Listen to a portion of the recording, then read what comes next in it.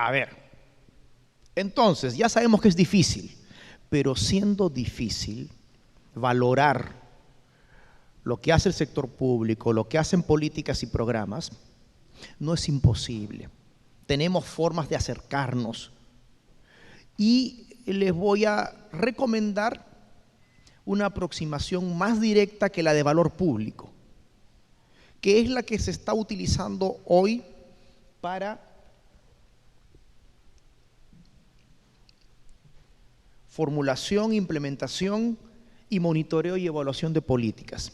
Es decir, cuando usted, por ejemplo, construye indicadores, se les llama indicadores de desempeño. Cuando usted es parte de lo que se llama presupuesto por resultados, y en realidad le cuento que el nombre original en inglés es presupuesto por desempeño. El resultado es un subconjunto, lo voy a explicar de inmediato. Entonces, el desempeño no es una cosa etérea, se refiere a los logros tanto en bienes y servicios dirigidos a la población, digamos, los más tangibles, como aquellos fundamentales donde ustedes también son partícipes como parte de la función de administración de gobierno. Este es el resumen. El desempeño es una matriz de doble entrada. ¿Eso qué significa? Que cada vez que usted conversa sobre la efectividad de las políticas públicas, lo bien o mal que hacemos las cosas, usted siempre se va a referir a una dimensión y a un ámbito de control. Siempre. Si usted está conversando sobre la cobertura de vacunación, esa cobertura de vacunación se refiere a la dimensión de eficacia porque te han planteado un objetivo y se refiere al ámbito de control del producto. Entonces se encuentra en este casillero.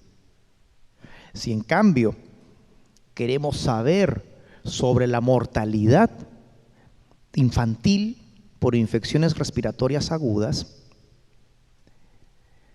la dimensión es eficacia, pero ahora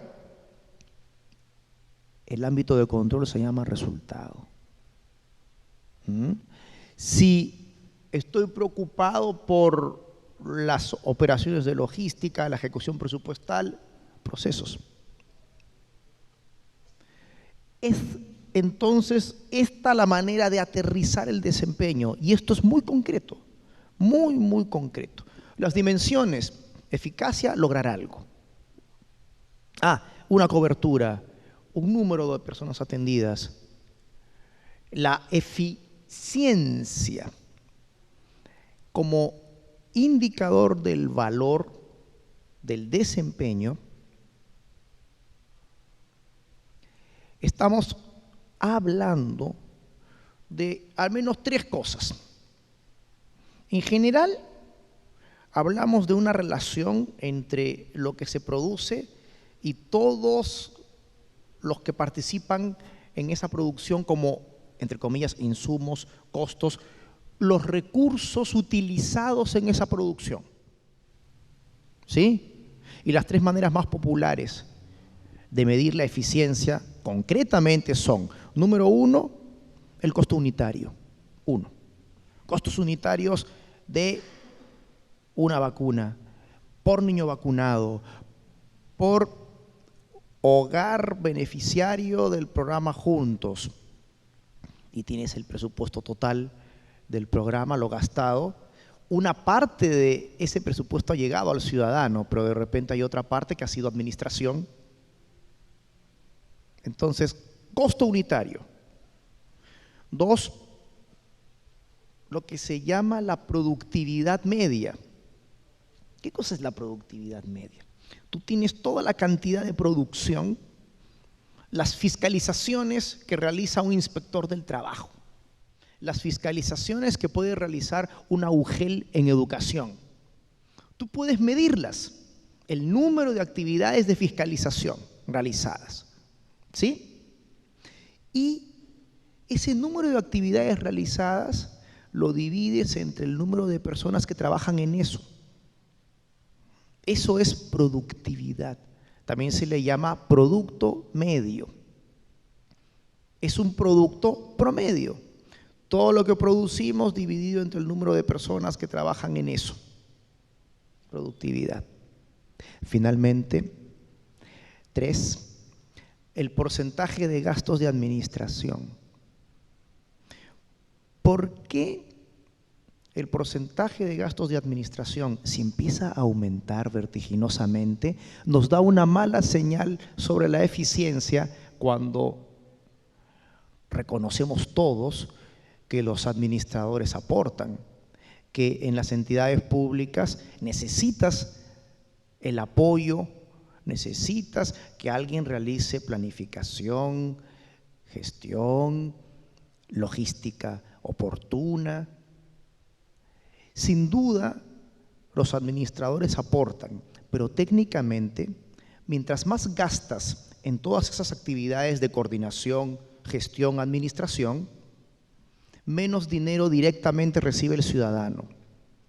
Aunque tú legítimamente me digas, y es verdad, que hay una serie de gastos de administración que van a ayudar a mejorar significativamente la calidad de los productos para el ciudadano.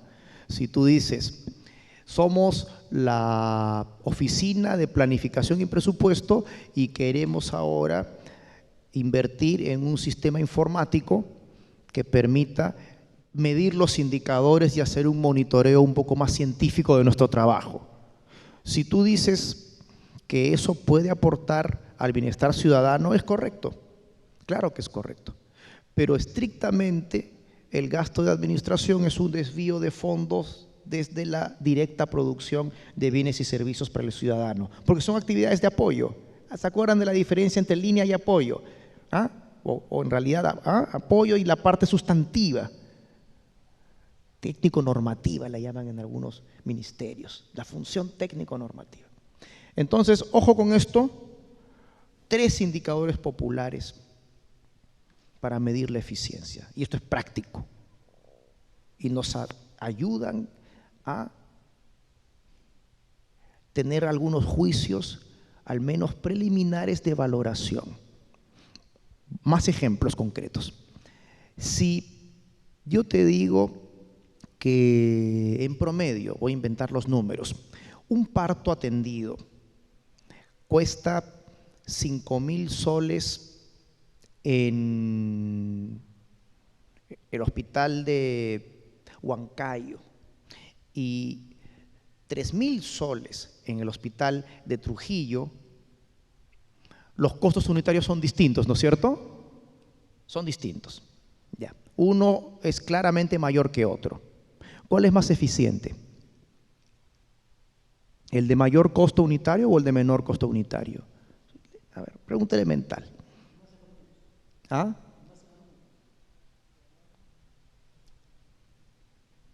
Ajá. Ajá. ¿Están todos de acuerdo?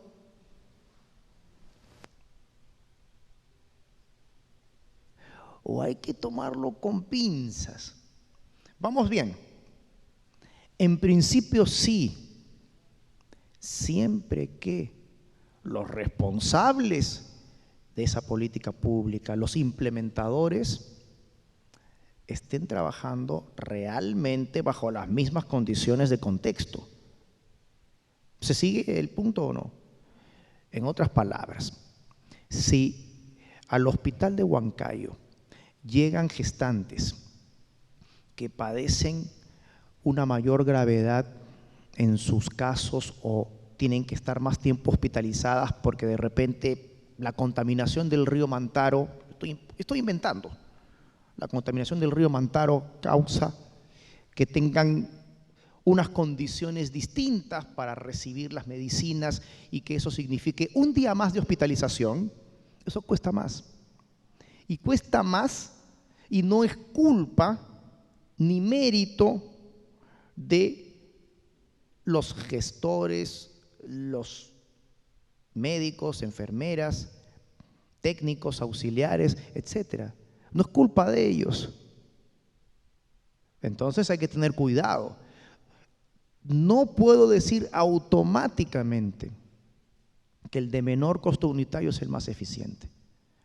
Eso solo es cierto cuando los bienes y los servicios son estrictamente comparables. Ahí sí. Cuidado. Lo que quiero señalar, ojo, es que sí tenemos que avanzar en esta dirección.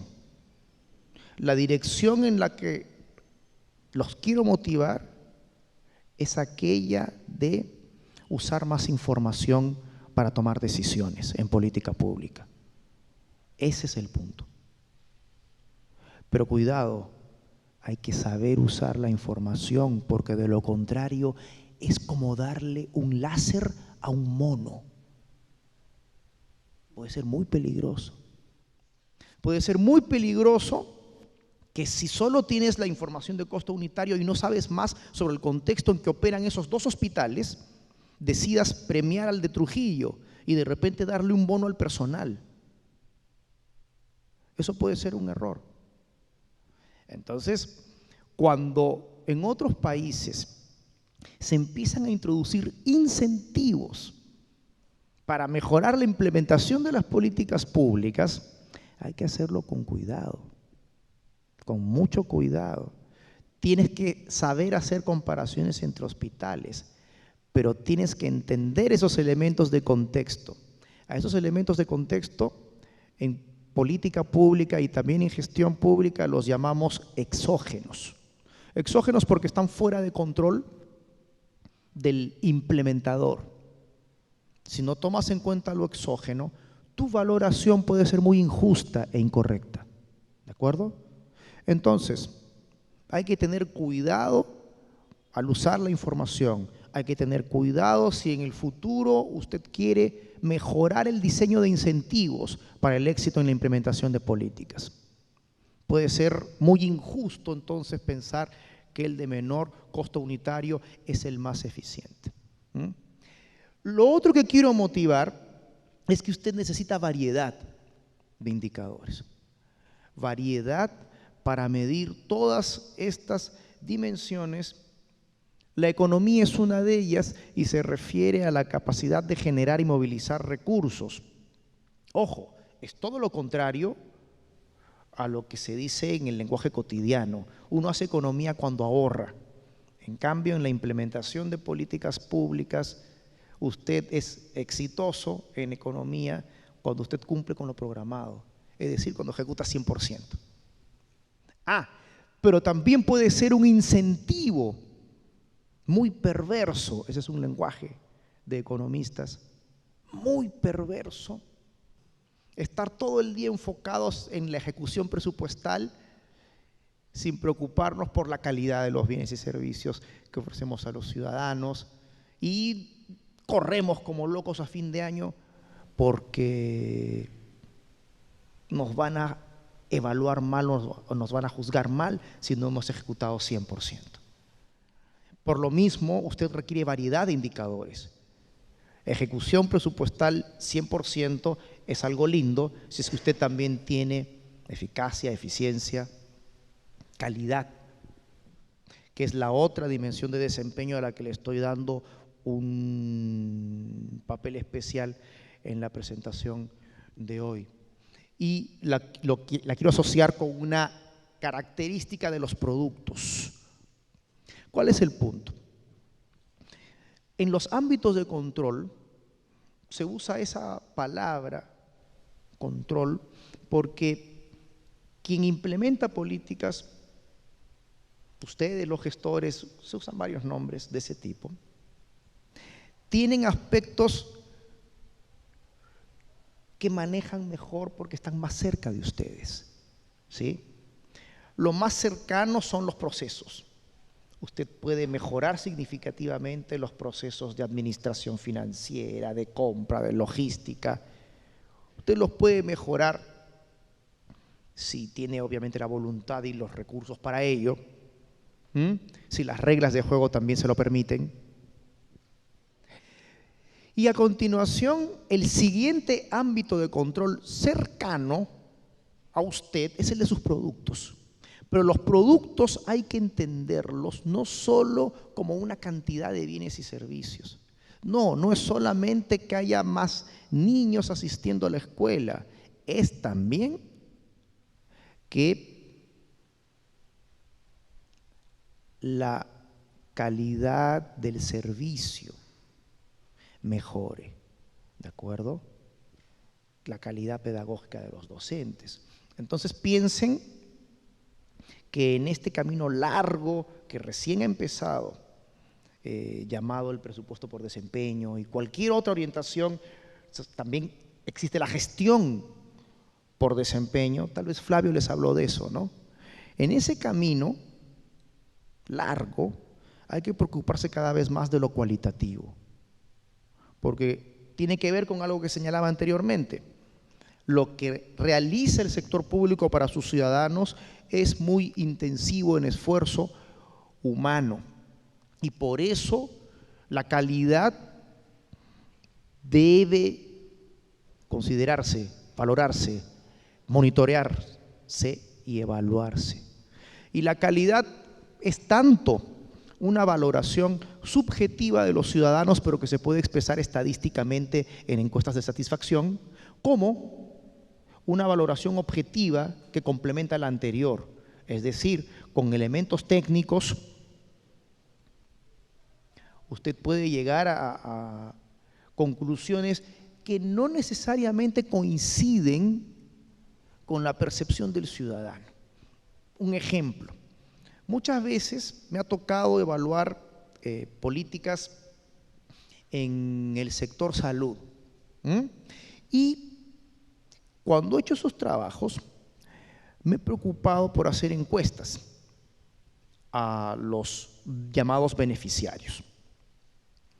Y cuando se trata de políticas o programas particularmente focalizados hacia la población más pobre, con fuertes subsidios públicos, muchas veces la población presenta un alto nivel de satisfacción. 85% de satisfacción, 90% de satisfacción, 95% de satisfacción porque trataron la infección respiratoria aguda del niño. Los mismos casos los sometes al análisis de un médico. Entonces el médico busca las fichas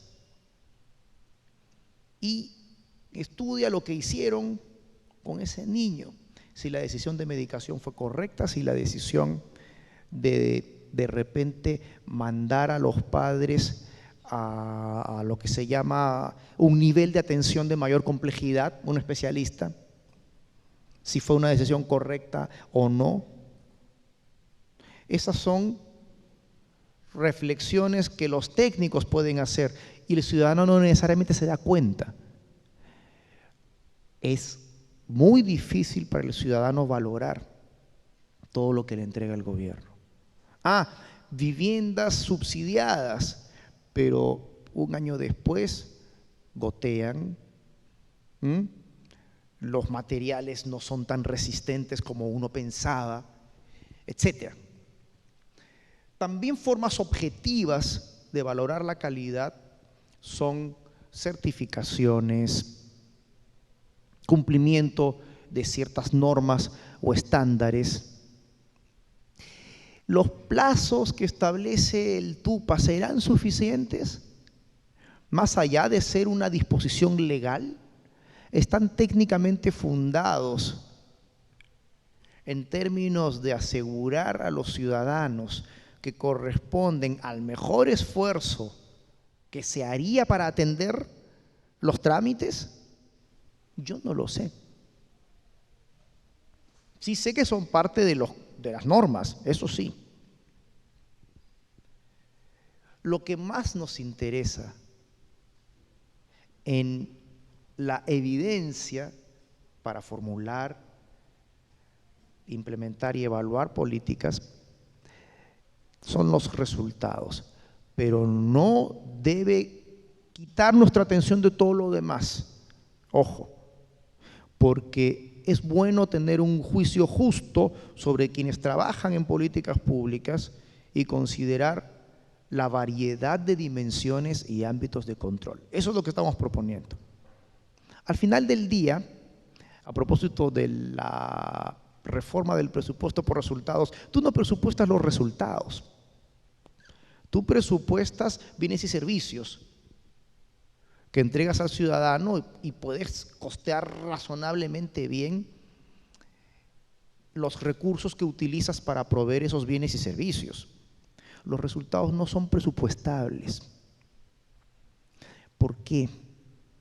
Los resultados ya tienen que ver con ciertos cambios en el ciudadano. Esos cambios, muchos de ellos son parte de la incidencia y el impacto de una política pública, pero también de decisiones que son del hogar, del productor agrícola, de la microempresa, del votante, y por lo tanto no son tan controlables directamente por quienes trabajan en la implementación de políticas. ¿De acuerdo? Los resultados entonces ya son cambios. Los bienes y servicios que entregamos en políticas públicas son productos. Los productos no han transformado nada.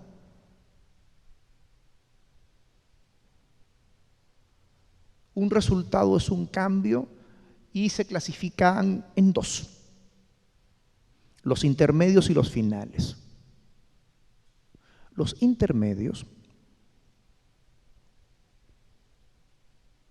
son cambios en comportamiento, cambios en certificación de los ciudadanos, cambios en actitudes, pero no necesariamente son el resultado final. Es decir, si resultado final se refiere a objetivos relevantes de política pública, si resultados finales son, por ejemplo, los logros educativos de los niños, la capacidad de los niños que asistieron en la escuela para insertarse con éxito en la vida, en la sociedad y en el mundo laboral, si esos son resultados finales que se podrían atribuir a una mejor política pública educativa, resultado intermedio es que se reduzca la deserción escolar. ¿De acuerdo? ¿Por qué ese es un resultado intermedio y no es un producto? A ver, usted es el alumno estrella.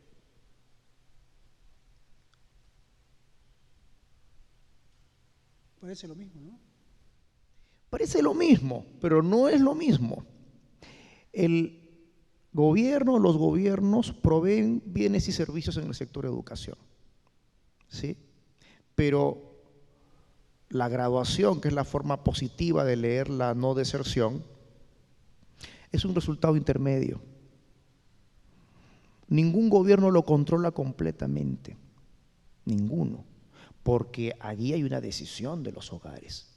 Los hogares, por ejemplo, en ciertos sectores del país, tendrán que decidir cuando el niño empieza a tener la edad para trabajar, si lo mandan o no a la escuela, ¿sí? Entonces la graduación escolar va a depender mucho de decisiones de los padres y no solo de lo bien o mal que lo haga el gobierno. Ya no es 100% controlable ese resultado intermedio. Aún no es el resultado final en términos de bienestar ciudadano, pero creemos que es un resultado intermedio porque sin duda debiera contribuir a una mejor situación educativa y a una mejor situación de bienestar de las personas en lo social, en lo económico, el completar la educación. Pero es una decisión muy importante de los padres, muy, muy importante. Si ofreces a los agricultores un conjunto de medidas de apoyo para incentivarlos a introducir el riego tecnificado, una cosa de moda. El riego tecnificado te ayuda a aprovechar mejor el agua y a no depender tanto de las lluvias. Y eso permitiría cultivar más hectáreas y una mayor productividad de ingresos agrícolas. Pero las hectáreas explotadas, cultivadas, dependen de una decisión del agricultor y no dependen 100% de los bienes y o servicios de asistencia técnica que les provee el gobierno. ¿Sí? ¿Se entendió el punto? Entonces, los resultados son lo menos controlable. 1. 2. Existen resultado intermedio y resultado final. Nos interesan más los resultados finales, pero préstele atención también a esos resultados intermedios. Y eso es el valor. Quiero motivar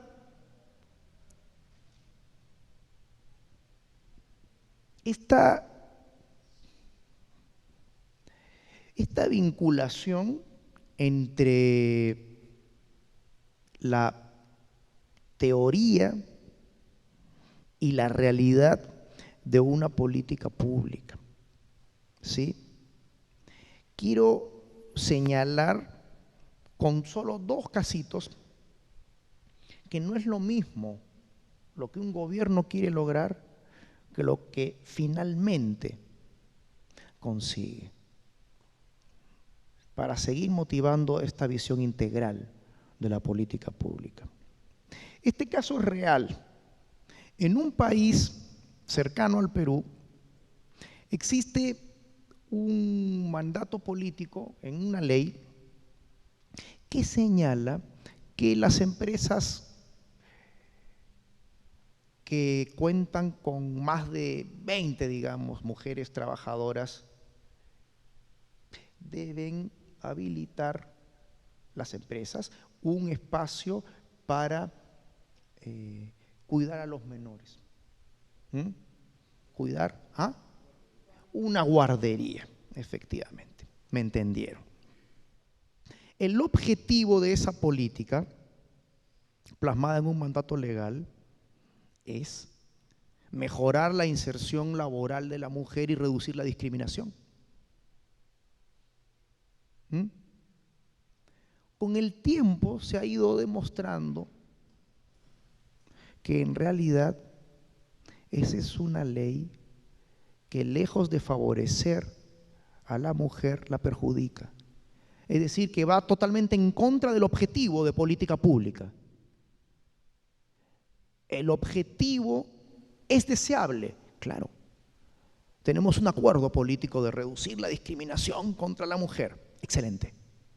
Pero el instrumento de política que estamos usando puede ser malo, puede ser muy malo. Ahora bien, no se necesitaría demasiada evidencia, demasiados datos para entender que el solo análisis racional, a veces le llamamos teoría económica, pero lo diré de modo más sencillo, que el solo análisis racional indica que si empresas privadas comparan de alguna manera el costo relativo de contratar a una mujer y un hombre, si solamente estas guarderías se justifican por tener mujeres trabajadoras, quiere decir que desde la perspectiva de la empresa que contrata, en términos relativos, se hace cada vez más caro contratar a una mujer que a un hombre. En su momento, ¿qué les decía para solucionar el problema? Les decía, miren, que esto aplique por igual a mujeres y hombres. ¿Me sigues? Que aplique por igual a mujeres y hombres trabajadores o a mujeres y hombres padres. Y en ese momento ya no estás creando un efecto adicional que haga más caro contratar a una mujer que a un hombre. No, porque los hombres también somos padres, ¿no es cierto? Pero es elemental que un diseño de política bien intencionado puede ser muy malo. Hay muchos casos más. A veces los gobiernos quieren mejorar el acceso de la población a la salud y dice el ciudadano accede gratuitamente, vamos a establecer qué tarifas vamos a emplear para pagar a hospitales públicos, hospitales privados eventualmente, cuando los gobiernos tienen la capacidad de comprar o de contratar a veces al sector privado. De hecho, el tema de los hospitales de la solidaridad es una mezcla público-privada, porque la plata la pone una entidad pública, pero contratando a privados para atender la salud de los beneficiarios de la atención que está a cargo del gobierno. Entonces esto puede ocurrir y en muchos países se ha visto que a veces esas buenas intenciones no coinciden con las proyecciones de cuánta más población se termina atendiendo. A veces no necesariamente, a veces se pensaba que la población atendida iba a aumentar en 70%, 80% gracias a estas políticas, y a veces ocurre que la población que llega a ser atendida solo aumenta en 40 o 50% o 30% para ese mismo presupuesto. Hay temas de información allí porque a veces los gobiernos desconocen sobre cómo son los comportamientos e incentivos de los médicos si ellos creen que pueden acceder a más recursos aumentando los periodos de hospitalización, en otras palabras, dándole más tratamiento a las personas y no necesariamente atendiendo a más personas. Tú dirás, Edmundo, pero eso cambia en el momento en el que le dices a los médicos en el sector público, te voy a dar más presupuesto ahora por cantidad, presupuesto por resultados, entre comillas, te voy a dar más presupuesto si aumentas el número de partos. Bueno, ahí el incentivo perverso va a funcionar exactamente al revés. ¿Me sigues? Te cambié la regla. Ya, quiero corregir una situación como esta y cambio de política y digo, de política para implementar esta estrategia de mejor acceso de la población a la salud, y le digo a los hospitales y a los médicos, miren, pagamos por número de partos logrados. ¿Me sigues? Más bien, en ese caso, corres el peligro y además una tarifa fija, un promedio, 5.000 soles por parto. Si te cuestan más de 5.000, tu problema lo netearás o lo financiarás de aquellos partos que te cuesten menos de 5.000. Tremendo problema de incentivos ahora, porque más bien puede ocurrir que en ciertos hospitales o clínicas a la gente la manden a su casa más rápido. ¿Me sigues? ¿Sí? Estoy aprovechando para contrabandear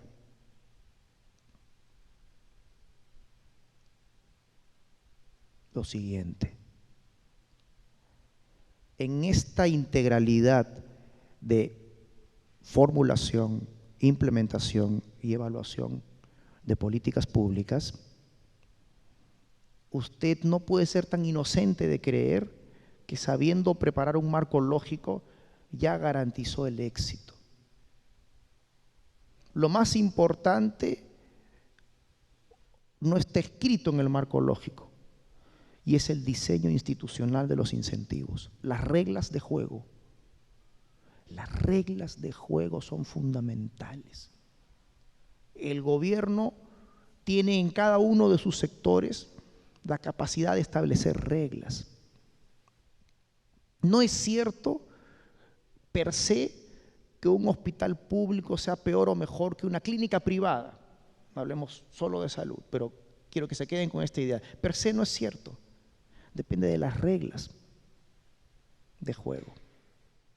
En otros países, por ejemplo, han permitido que en el sector educación, donde hay un bien meritorio, educación escolar, el gobierno lidera la política pública de acceso a la educación escolar, pero transfiere al sector privado plata. transfiere presupuesto. ¿Cómo así? Funciona como la idea de un cupón. El gobierno sigue poniendo la plata, pero ahora los padres eligen a qué colegio privado mandan a su hijo y el llamado subsidio público va a esa escuela. Y si los padres deciden cambiar a su hijo de escuela, entonces ese subsidio público se va a otra escuela. ¿Me entienden? ¿Me siguen? ¿Sí? Ese subsidio en algunos países ha causado un problema.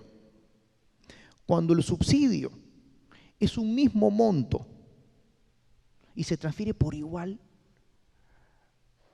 a una escuela, independientemente de si el niño es más complicado o no de educarse, y cuando los padres van a elegir, tomando en cuenta información sobre los resultados de los puntajes de los colegios en una prueba que le toman a los niños, acá hay un censo educacional escolar, no sé si conoce el censo escolar, ¿ah?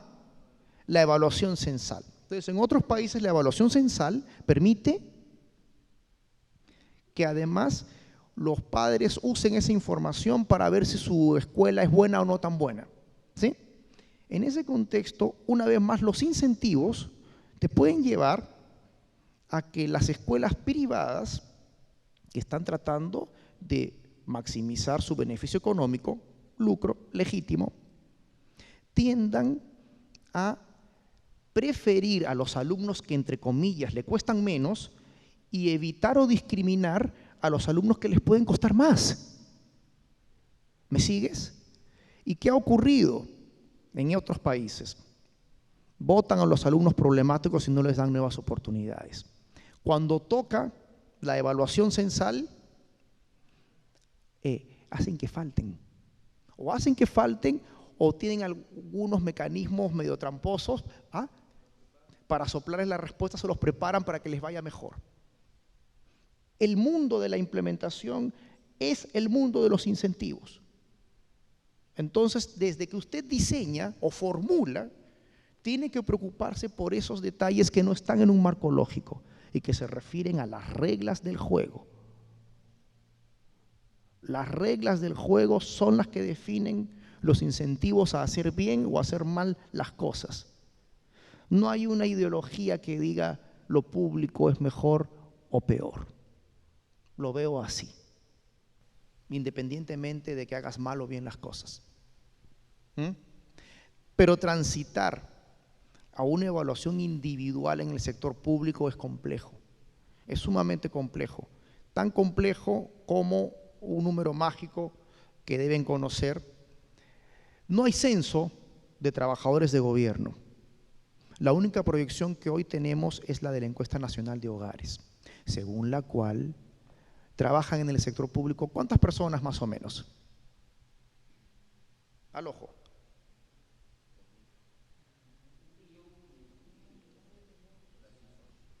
¿Ah? En todo el sector público, considerando estas 2.700 entidades, hablamos de aproximadamente 1.500.000, 1.400.000, son proyecciones a partir de la muestra de la ENAO. Proyecciones. Entonces, evaluar individualmente a cada uno es casi imposible. Pero los incentivos tienen que cambiar de alguna manera. Esta figura, que les debe parecer muy rara, la quiero utilizar a propósito, es una gentileza de los amigos del Laboratorio de Lucha contra la Pobreza, es una institución internacional. Esta figura es linda. Refuerza la idea de que no da lo mismo tener un objetivo deseable y diversas formas de plasmar políticas y programas para lograr ese objetivo. Ese es el punto. ¿Sí? Entonces, imagine usted que hay un objetivo concreto referido a la deserción escolar. O léelo en términos positivos. Quiero aumentar en un año, en promedio, la asistencia a la escuela. ¿Ya? Quiero aumentar en un año la asistencia a la escuela.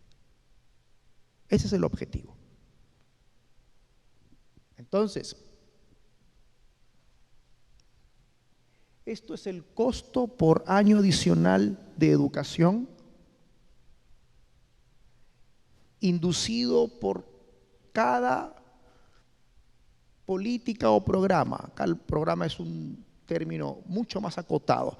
Hablemos de los programas. ¿Cuál es el tema al ojo? Que en un caso, este es el programa Juntos Mexicano para primaria. Se llama Progresa, y después cambió de nombre, Oportunidades. En el programa Progresa, cuando se llamaba así, se calculó en $6,000 el costo de aumentar en un año más la asistencia a la escuela. Un año más cuesta $6,000 en primaria, 1,000 en secundaria, mucho menos. Mucho menos. Un profesor adicional, a veces nos faltan maestros capacitados, cuesta muchísimo menos, $58. 58 contra 6,000. Esto es para dramatizar. Dramatizar que tenemos muchas formas de intervenir ahora para lograr un objetivo deseable. Y debemos tener la responsabilidad de conocer la evidencia para elegir las formas de intervención más adecuadas. ¿Me siguen o no? No da lo mismo $6,000 que 58 para un mismo logro. Para un mismo logro.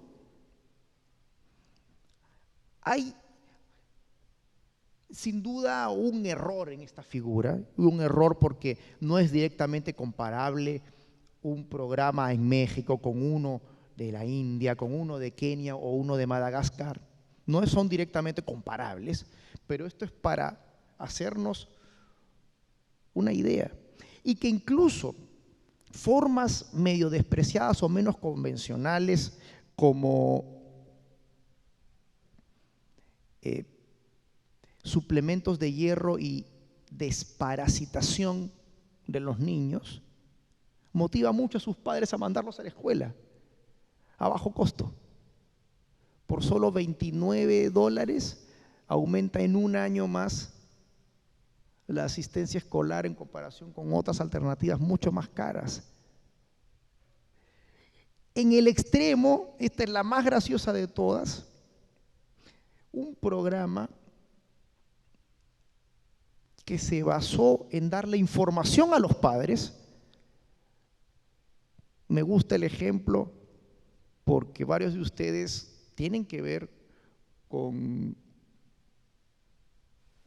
promover mejores decisiones de los ciudadanos en un contexto de imparcialidad, evidentemente.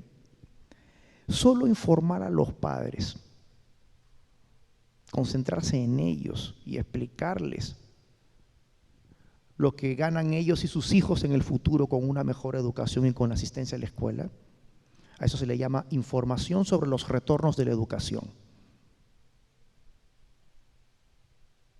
Eso puede generar un tremendo impacto. En otras palabras, cuesta solo $2.50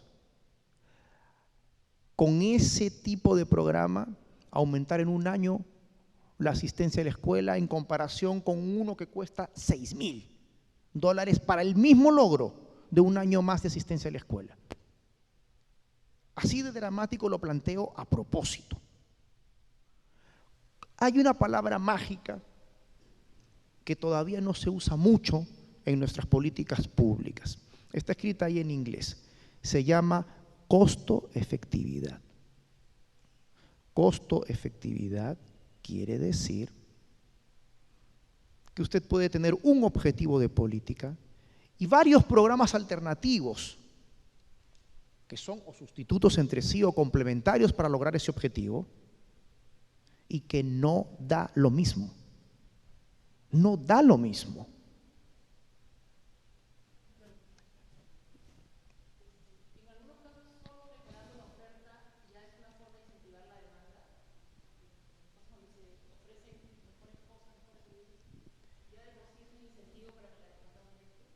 Sí, eso es lo que estamos diciendo.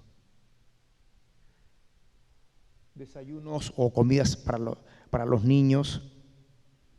Saber que hay un profesor adicional y que los padres sepan entonces que van a mandar a sus hijos y que hay un maestro.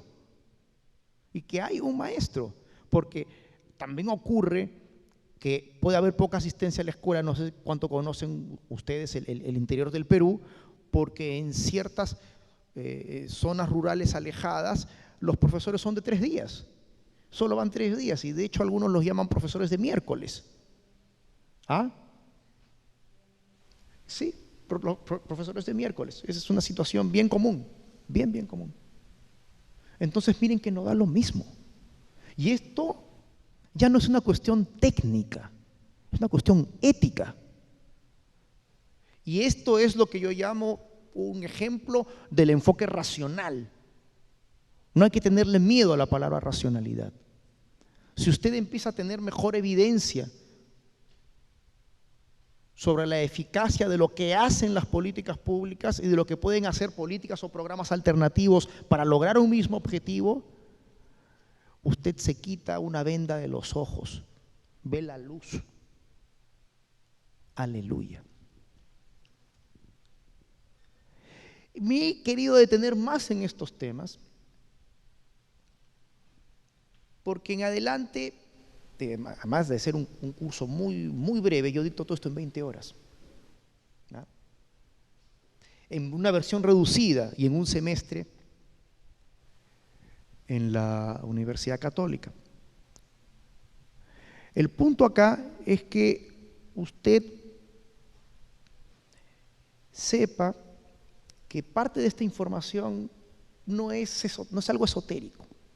Justificar que existe un problema de los ciudadanos. Usted puede encontrar datos sobre la falta de acceso de los ciudadanos a ciertos servicios públicos. Usted puede caracterizar un problema y medir la incidencia de un problema en distintas áreas geográficas.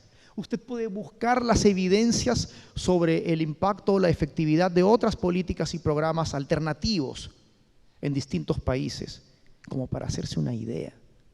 Y con esas ideas puedes hacer cambios sorprendentes, puedes hacer mejoras significativas. Claro, también necesitas un sector público más flexible, en el sentido de poder adaptarse a los cambios. La disponibilidad de evidencia la ilustro con otro ejemplo del país. Durante los últimos 6 años, el gobierno ha gastado cada vez más en un programa muy bonito que trata de luchar contra la desnutrición crónica infantil. Le llaman el programa articulado nutricional. En la primera etapa del programa, el programa se basó fuertemente en la combinación de nutrientes, controles de crecimiento y desarrollo del niño, vacunas, orientación y consejos para los padres, es decir, un conjunto de intervenciones centradas en el sector salud. Temas de incentivos y de economía política, como les llamamos. Obviamente, en esa primera etapa, quienes diseñaron y pensaron el programa fueron médicos.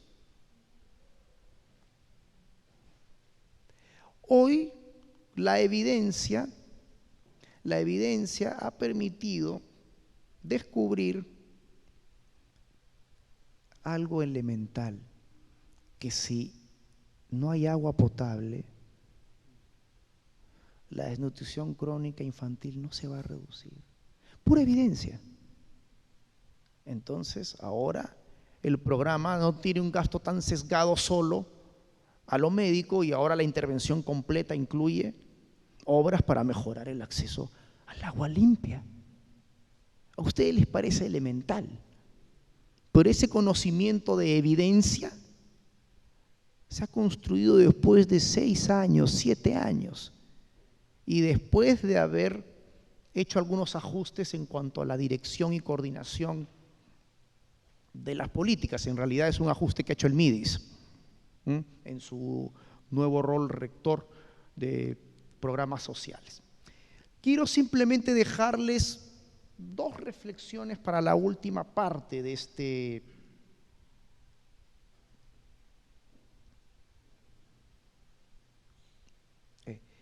análisis básico sobre la formulación de políticas públicas, ¿sí? Uno de ellos es el que tiene que ver con la diferencia entre lo que los economistas llamamos un mercado que funciona bien y todas sus fallas. Y ahí les dejo de tarea revisarlo. Esto es algo sumamente simple. El punto es que hacer política pública es complicado también, porque no es un mercado, claro, pero cuando un mercado funciona bien, no siempre ocurre eso, evidentemente, para todos los bienes y servicios que necesitan los seres humanos, incluyo al gobierno, las cantidades son las correctas porque esa situación de competencia lleva a maximizar el bien colectivo, y el bien colectivo es la diferencia entre la valoración que tienen los ciudadanos, a eso le llamaban demanda, y el costo social de producir los bienes y servicios que necesitamos. Cuando no se da esa situación de mercado perfecto, empieza a haber fallas, empiezan a darse entonces monopolios, abusos de poder de mercado, falta de una serie de bienes importantísimos como los bienes públicos, donde no se pueden aplicar estos criterios y por lo tanto un rol para el gobierno y las políticas públicas, problemas de información, externalidades y contaminación como una de sus manifestaciones más negativas, y todos estos problemas llamados fallas son un tema lindo para entender la mayor parte de lo que usted hace. La mayor parte del trabajo de ustedes en sus entidades públicas tiene alguna de estas motivaciones. Abordar alguna falla de los mercados porque los mercados no pueden satisfacer todas nuestras necesidades con la cantidad correcta. Entonces, pueden revisar eso, ese es un punto. Me quiero detener un momento aquí. ¿Qué cosa es la información asimétrica? Vale la pena dedicarle un instante, porque este es un problema que tiene el sector privado y quizás más aún el sector público cuando trata de hacer funcionar políticas. La información asimétrica significa que en muchas relaciones humanas hay una parte que sabe más que la otra. ¿Ya? Quédense con esa idea. Una parte sabe más que la otra. Si ustedes en el sector público están en un proceso de contratación de personal y están a cargo de seleccionar, ustedes quieren seleccionar a un profesional muy competente y tienen una idea de lo que debería pagársele a alguien con alta calificación y a alguien con baja calificación. De repente alguien con alta calificación merece una remuneración de 6.000 soles y alguien con baja calificación una remuneración de 3.000. Pero cuando usted selecciona no siempre sabe quién es el más capaz. ¿Me sigues? En otras palabras, si tu postulante es uno que merecería 6.000 o uno que merecería 3.000. Si tú no sabes, estás en desventaja de información y ese hecho te puede llevar a equivocarte. Te puede llevar a decir, como no sé si el talento de este ser humano vale una remuneración de 6,000 soles mensuales o una de 3,000, démosle algo en el medio, ofrezcámosle algo en el medio.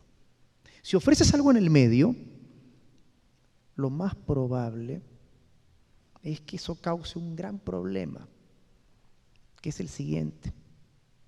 Pueden verse desalentados a participar los de más capacidad y talento. ¿Me sigues? Porque si entre 6,000 y 3,000 elegiste 4,500, de repente por 4,500, los que son tromes, que saben que merecerían ganar 6,000, no van a postular. Eso se llama selección adversa. Tú de manera adversa a tus intereses eliges mal. Eso ocurre a cada rato, en el sector privado y en el sector público también. A cada rato, ¿me sigues? A cada rato hay selección adversa. Cuando hay un problema de selección adversa, esto es importantísimo en política pública y en particular en implementación.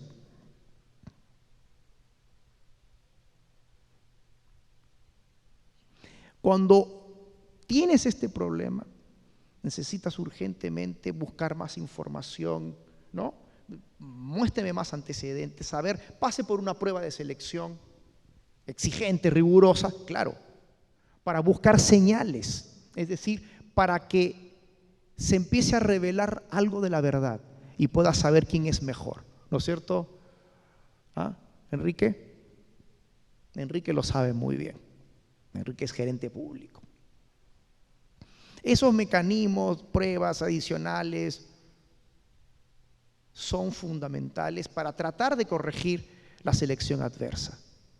En el mundo privado también ocurre a cada rato y por eso para ciertos servicios alguien te ofrece una garantía. ¿Quién te ofrece una garantía? ¿El bueno o el malo? El bueno, para que tú lo reconozcas como bueno. Entonces el problema de selección adversa está presente en un montón de situaciones. Pero más grave en el sector público es un problema que se llama riesgo moral. Tú ya contrataste a alguien, pero no observas directamente su esfuerzo. Y al no poder observar directamente el esfuerzo del ser humano, te cuesta verificarlo y te cuesta escribirlo en un contrato. No puedes diseñar incentivos, te va a costar que el pago de un ser humano, el legítimo pago por el esfuerzo, sea realmente contingente o dependiente del desempeño, del aporte que uno realiza, porque no lo puedes medir, porque te cuesta observarlo. Ese es el problema de riesgo moral. ¿Y por qué es un tremendo problema? Porque día a día en muchas relaciones humanas dependemos del esfuerzo de otro, cuyo esfuerzo no observamos. Si usted contrata a un abogado, ¿el abogado realmente hace que tu juicio dure todo lo que debe durar? Contratas a un mecánico, ¿realmente el mecánico te aconseja cambiar las piezas que necesitan cambiarse? No necesariamente. Esto es gravísimo.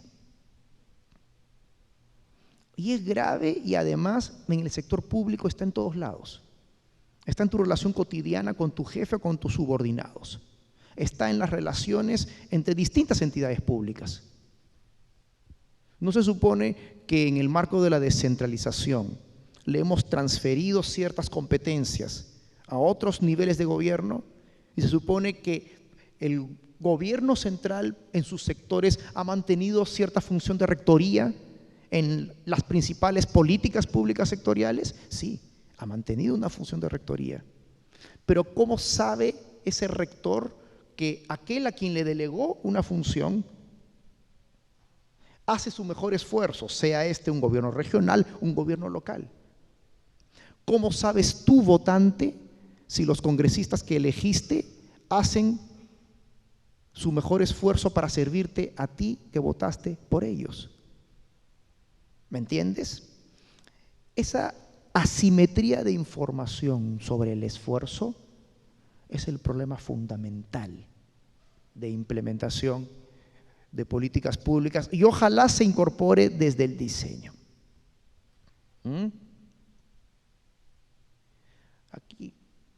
Y lo último que quiero mencionar, varios de ustedes son expertos en el marco lógico, es que incorporen ciertas palabritas. Entender que en el diseño racional de políticas y programas hay que identificar un problema. Un problema es una necesidad de los ciudadanos. Hay que buscar los datos para justificar que ese problema existe y que su política tiene sentido mientras exista ese problema o necesidad. Claro, políticas y programas pueden ser permanentes, sin duda. La población, por mandato y rol de políticas públicas, tiene acceso a ciertos servicios de salud y educación de los cuales el gobierno es responsable. También a los servicios de los organismos del sistema de administración de justicia. Sin duda, ya hay políticas y con sus intervenciones o programas específicos que son permanentes, pero en todos los casos usted necesita tener claro el problema o los problemas fundamentales. Y ese diseño va a corresponder en el marco de la racionalidad a que usted piense, de acuerdo a la motivación que les traje hace un momento, en cuáles son las intervenciones más efectivas. Sin duda hay enfoques políticos y eso es legítimo. El punto es que tiene que haber un diálogo con esta mirada más racional sobre el diseño de políticas, donde usted ahora se pregunta por la efectividad de distintos programas o intervenciones y a partir de eso elige lo que le parece mejor, lo que parece mejor para lograr resultados para el ciudadano. Entonces, en los materiales que van a recibir están estas definiciones, las pautas que hoy se usan en el Ministerio de Economía y Finanzas para la metodología de los programas presupuestales, que en realidad es una reelaboración del viejo método del marco lógico. Y les estoy transfiriendo una serie de manuales sobre diseño de marcos lógicos si alguien quiere repasar, porque sigue siendo una herramienta bien útil. Sigue siendo una herramienta útil. Ojo, para mi gusto, primero es todo este diagnóstico que usted debe hacer con sus equipos técnicos, quizás con algún consultor, no lo sé. Nunca externalice todo esto completamente, porque usted pierde la capacidad de apropiarse de sus políticas. Ese también es un tema de incentivos. En la primera etapa de los programas estratégicos, el razonamiento fue: las entidades públicas suelen elaborar de manera poco técnica sus programas o políticas porque tienden a repetir lo mismo, digámoslo en términos directos, tienden a mantenerse en una suerte de zona de confort, como dicen otros profesionales. Entonces, para esto vamos a externalizar completamente el diseño de programas y políticas que sea totalmente tecnocrático y que consultores externos elaboren todo. Las matrices, la intervención con el modelo causal, absolutamente todo. Eso es un error, porque al final del día, quienes después van a ser responsables de la implementación y de lograr los resultados para el ciudadano son los sectores. Pues. Si no tienen ni idea o no entienden lo que deben implementar, no va a funcionar. No va a funcionar. Y no tengo problemas en comentar esto porque cuando volví al Perú trabajé esto en el MEF y participé en vigorosas discusiones técnicas donde yo defendía esta posición. Y y hay que defender las posiciones de manera abierta, leal, y estas cuestiones son también de diseño institucional. Lo que uno tiene que hacer no es quitarle a los sectores la responsabilidad de diseñar políticas y programas y traspasarla a un MEF, no. Y yo estaba en el MEF y decía, no, hay que fortalecer a los sectores. Hay que fortalecer la capacidad de diseño de los sectores y más bien mejorar los incentivos. Y más bien mejorar la forma en que evaluamos y medimos la efectividad e impacto de las políticas públicas para saber quiénes lo hacen mejor. Pero no les vamos a quitar lo que es su responsabilidad por desconfianza para después, toma, logra resultados, aquí tienes tu PPR, hazlo. No. Y eso sigue siendo polémica. A veces aparecen opinólogos que dicen que los programas presupuestales son un empeoramiento de las cosas. Porque le han devuelto a los sectores la responsabilidad de diseñar sus programas y políticas. Nuevamente aquí el tema es de incentivos. Si es cierto siempre que desconocemos el esfuerzo de los demás, eso siempre es cierto, la solución no es quitarle su responsabilidad. La solución es mejorar el diseño de reglas de juego y de incentivos, nuevamente. Entonces, y con esto ya nos despedimos, encontrarán en su manual algunas recomendaciones básicas para profundizar, si es que quieren, en lo que es un marco lógico. No solamente hay que tener un diagnóstico de un problema, y eso ojalá con datos estadísticos, entender si usted tiene un problema donde se requiere una intervención universal o una más bien focalizada. Quienes tienen menor acceso a la información sobre procesos electorales son etnias amazónicas. Vamos a crear un programa especial para que se motiven y se informen mejor antes de votar. Estoy inventando. Entonces usted puede identificar si su problema requiere algún criterio particular de focalización o si va a ser universal. Y por lo tanto no es lo mismo una población potencial, que es la que presenta el problema, que una población objetivo, que es aquella a la que usted va a atender. Y después lo último ya es que usted trabaje simplemente una estructura encadenada de objetivos, donde lo más elevado se llama el fin. Pero Edmundo, esto es nuevo. Si seguiste bien lo que conversamos antes, es la historia de los resultados finales. Si usted está pensando correctamente un programa que es una intervención más acotada en el marco de una buena política pública, su fin es contribuir a un objetivo deseable de política. En salud, educación, materia electoral, justicia, vivienda, saneamiento, electricidad, etc. El propósito es más bien la forma en que se plasma un resultado más específico. Los componentes es una forma de llamar a los productos, a los principales bienes y servicios que usted entrega a los ciudadanos, y bueno, las actividades, una desagregación de los mismos.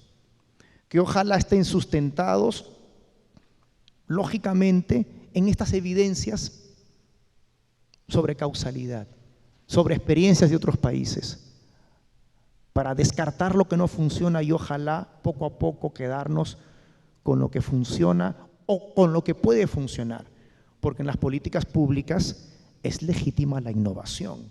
No es que la evidencia nos haya dicho todo, al contrario, nos falta todavía mucha evidencia. En el Perú estamos casi en pañales en construcción de evidencia. Y lo que ha funcionado bien en México o en Madagascar, como en la figura anterior, no tendría por qué funcionar bien acá. Así de simple. Pero es legítimo que usted prometa que en el futuro habrá más evidencia y se comprometa después a registrar esa evidencia. Los indicadores deben ser formas concretas de medir estos logros y voy a hablarles un poquito más de los indicadores en la sección de monitoreo y evaluación, ¿sí?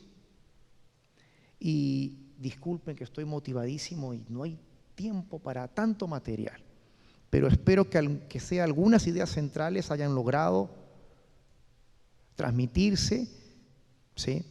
Pero ¿cómo traspasas? No hablemos de nombres de entidades. ¿Cómo le traspasas más responsabilidades a entidades de gobierno que se llaman subnacionales? Es el nombre legal. ¿Cómo les traspasas esas responsabilidades sin capacidades? ¿No es cierto? La descentralización necesita capacidades. No solo tienes que transferir una responsabilidad, también recursos para poder cumplir con esa responsabilidad. Pero esto es como el huevo y la gallina, porque lo que les estoy diciendo es que en el Perú no hemos tenido formas de construir evidencia que trate de reducir esta asimetría de información. ¿Me entiendes? En otras palabras, ¿qué es primero? Darle a los gobiernos subnacionales recursos para que logren resultados o que primero muestren resultados para traspasarles más recursos. Es como el huevo y la gallina, y las bases entonces son nuevamente incentivos, tener mecanismos básicos, sólidos de evaluación. Porque la generación de evidencias, maestro, creo yo que es la clave. Es lo que va a hacer la diferencia, es lo que va a permitir, ojalá que en el futuro tengan más recursos, cada vez más, tanto quienes lo hacen mejor como quienes necesitan reforzamientos específicos para hacerlo mejor. Para eso sirve la evidencia, ese es el mensaje. No se trata de culpar a una institución en particular. Además, creo que tampoco es fácil el desafío de traspasar responsabilidades en un Estado históricamente centralista, ¿me sigues? Donde te cuesta soltar el control de todo. Y dos, no puedes soltar el control de todo cuando no tienes información para evaluar. Y donde no sabes si la asimetría de información puede terminar jugando en contra de los objetivos de política pública nacionales, porque a lo mejor los gobiernos locales, regionales, aún teniendo más recursos, no hacen su mejor esfuerzo. ¿Se entiende la complejidad del problema? En descentralización, a esto se le llama los costos de delegación, ¿sí? También se le llama costos de agencia. Significa que si tú traspasas responsabilidades, tu asimetría de información es mayor con respecto a aquel al que le traspasaste esas responsabilidades. Y si hay 1834 gobiernos locales, te va a costar mucho más verificar si lo están haciendo bien o si le están sacando la vuelta al país. Entonces, los problemas van en las dos direcciones. ¿Me sigues? En un contexto en el cual la lógica es el centralismo y o la desconfianza, el desafío es mayor para transformarlo en un conjunto de incentivos positivos. Pero tienes que tener evidencia primero. Yo lo veo así. Y sí hay que ir generando esas confianzas sobre la base más científica de mejorar políticas públicas. Sí. Evidencia son indicadores, evaluaciones. Vamos a hablar de eso un poquito más en la última clase, pero como ven, advertí que no puedo trabajar esto de manera linealmente, porque ustedes son gente inteligente y merecen mucho más. Eso. Gracias por su paciencia. Si quieren nos quedamos hasta las 11 de la noche, pero el joven camarógrafo debe ir a dormir también.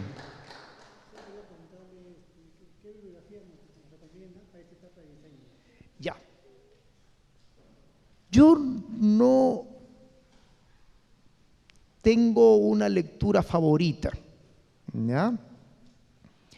Hay un manual de marco lógico que es parte de toda su bibliografía, que creo que aterriza varios de estos temas. Los autores son Córdoba y Aldunate. Recuerden esos nombres porque David les va a entregar a cada uno un CD con un montón de lecturas divididas en 3 carpetas, una sobre aspectos de formulación, otra sobre aspectos de implementación y otra sobre monitoreo y evaluación. Y dentro de cada carpeta hay 10 a 15 manuales extensos, algunos estudios de caso, cosas bien bonitas, como para que les quede de recurso y los motive a seguir profundizando, ¿de acuerdo? Entonces van a tener bastante material, pero por ahora les recomendaría esa lectura. Ese manual de marco lógico de Córdoba y Aldunate es bastante integral en abordar estos problemas. Que tengan una muy buena noche, queridos alumnos. Nos vemos el 8 de abril.